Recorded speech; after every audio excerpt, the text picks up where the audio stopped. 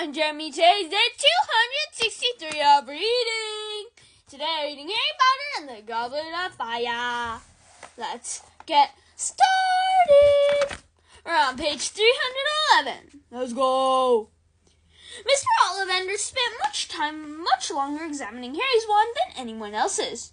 Eventually, however, he made a fountain of wine shoot out of it and handed it back to Harry, announcing that it was still in perfect condition. "Thank you all," said Dumbledore, standing up at the judges' table. "You may go back to your lessons now, or perhaps it would be quicker to just go down to dinner, as they are about to end." Feeling that at last something had gone right today, Harry got up to leave, but the man with the black camera jumped up and cleared his throat. "Photos, Dumbledore, photos!" cried Bagman excitedly. "All the judges and champions. Who do you think? Rita?" Yes, let's do those first," said Rita Skeeter, whose eyes were upon Harry's again. "And then perhaps some individual shots." The photographs took a long time. Madame Maxime cast everyone else into the shadow wherever she stood, and the photographer couldn't stand far away in the back to get her into the frame. Eventually, she had to sit while everyone else stood around her. Karkaroff kept twirling his goatee around his finger to give it an extra curl. Crumb, whom Harry would have thought would have been used to this sort of thing, sulked, half hidden at the back of the group. The photographer seemed keenest to get Fleur at the front, but Rita Skeeter kept hurrying forward and dragging Harry into greater prominence. Then she insisted on separate shots of each champion. At last, they were free to go. Harry went down to dinner. Hermione wasn't there. He supposed she was still in the hospital wing having her teeth fixed.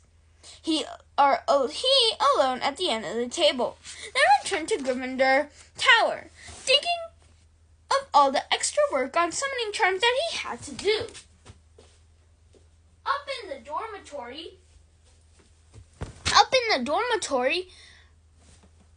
he came across Ron. "You've had an owl," said Ron briskly the moment he walked in. He was pointing at Harry's pillow. The school barn owl was waiting for him there. "Oh, right," said Harry. "Oh, we've got to do our detentions tomorrow night. Snape's dungeon," said Ron. He then walked straight out of the room, not looking at Harry. For a moment, Harry considered going after him. He wasn't sure whether he wanted to talk to him or hit him. Both seemed quite appealing.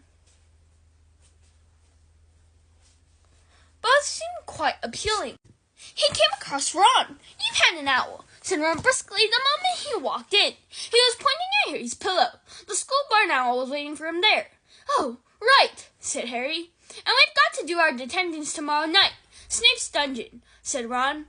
He then walked straight out of the room, not looking at Harry. For a moment, Harry considered going after him. He wasn't sure whether he wanted to talk to him or hit him. Both seemed quite appealing, but the lure of Cyrus's answer was too strong. Harry strode over to the barn owl, took the letter off its leg, and unrolled it. "Harry, I can't say everything I would like to in a letter. It's too risky in case the owl is intercepted. We need to talk face to face. Can you ensure that you are alone by the fire in Gryffindor Tower at 1 o'clock in the morning on the 2nd of November? 22nd of November. I know better than anyone that you can look after yourself, and while you're around Dumbledore and Moody, I don't think anyone will be able to hurt you. However, someone seems to be having a good try. Entering into that tournament would have been really risky, especially right under Dumbledore's nose. Be on the watch, Harry. I still want to hear anything unusual. Let me know about the 22nd of November as quickly as you can. Cyrus.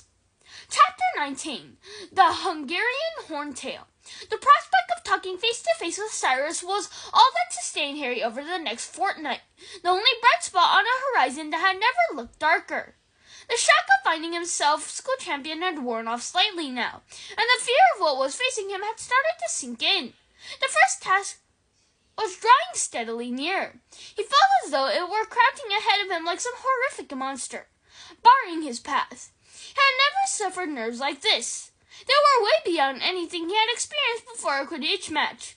Not even his last one against the Slytherin, who had decided who would win Quidditch Cup. Harry was finding it hard to think about the future at all. He felt as though his whole life had been leading up to and would finish with the first task. Admittedly, he didn't see how Cyrus was going to make him feel any better about having to perform an unknown piece of difficult and dangerous magic in front of hundreds of people, but the more sight of a friendly face would be something at the moment. Harry wrote back to Cyrus, saying that he would be beside the common room, the fire at the time Cyrus had suggested, and that he and Hermione had spent a long time going over plans for forcing any stragglers out of the common room on the night in question. If the worst came to the worst, they were going to drop a bag of dung bombs, but they hoped that they wouldn't have to resort to that. Filch would skin them alive. In the meantime, life became even worse for Harry within the confines of the castle, for Rita Skeeter had published her piece about the Triwizard Tournament, and it had turned out to not be so much of a report on the tournament as a highly colored life story of Harry. Much of the front page had been given over to a picture of Harry. The article, continuing on pages 2, 6, and 7, had all been about Harry. The names of Booksmasters and Dome-Strength champions, misspelled, had been squashed into the last line of the article, and Cedric hadn't been mentioned at all. The article appeared 10 days ago, and Harry still got sick, burning feeling of shame in his stomach every time he thought about it.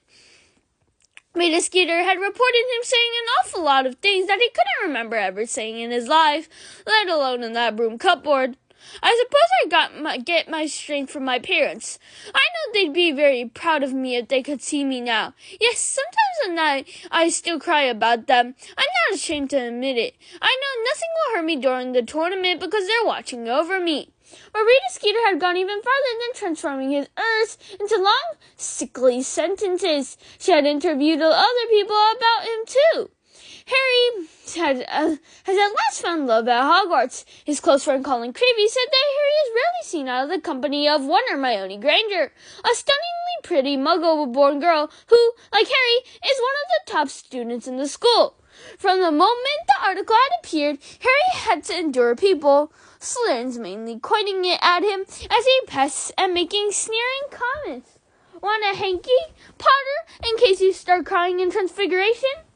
Since when have you been on the one at the top students in the school, Potter? Or is this a school you and Longbottom had set up together? Hey, Harry! Yeah, that's right, Harry found himself shouting as he wheeled around the corridor, having just about enough. I've been crying my eyes out over my dead mom, and I'm just off to do a bit more. No, it was just, you dropped your quill. It was Cho.